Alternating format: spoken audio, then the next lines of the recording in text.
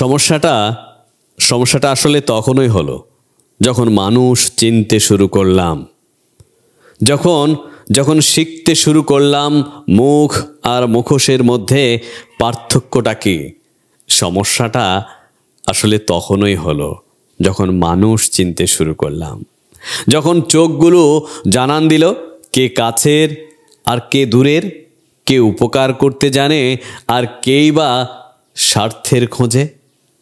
হ্যাঁ হ্যাঁ, সমস্যাটা না তখনই শুরু হলো, সমস্যাটা তখনই শুরু যখন মানুষ চিনলাম খুব কাছ থেকে বোকা আমিটাকে ধোঁকা খেয়ে হলাম দারুণ কঠোর।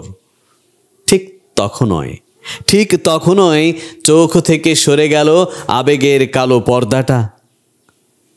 আলোর ঝটকায় চোখগুলোকে স্থির করে যখন আলতো করে চোখ খুলে তাকালাম, তখন বুকের ভিতর কিসের যেন একটা ধাক্কা অনুভব করলাম, এবং যা দেখলাম তার জন্য প্রস্তুত ছিলাম না আমি মোটেও।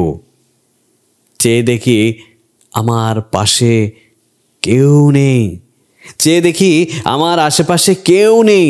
ধুধু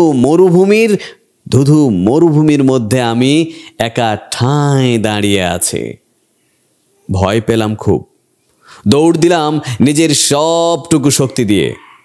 কিছু দূরে যাওয়ার পর দেখলাম দু একজন দাঁড়িয়ে আছে, আর তারাই ছিল যাদের আমি দূরে সরিয়ে দিছি অন্য কারো মোহে পড়ে।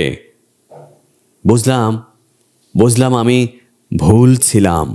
সব কিছু বুঝে এখন মনে হচ্ছে এই এক জীবনে মানুষের মুখোশ চিনতে পারাটা আমার জীবনে ভীষণ অভিশাপের। না মানুষ চিনতাম, আর না কাছের মানুষের সত্যের আড়ালের মিথ্যেটাকে জেনে যন্ত্রণায় আহত সৈনিকের মতো ছটফট করতাম।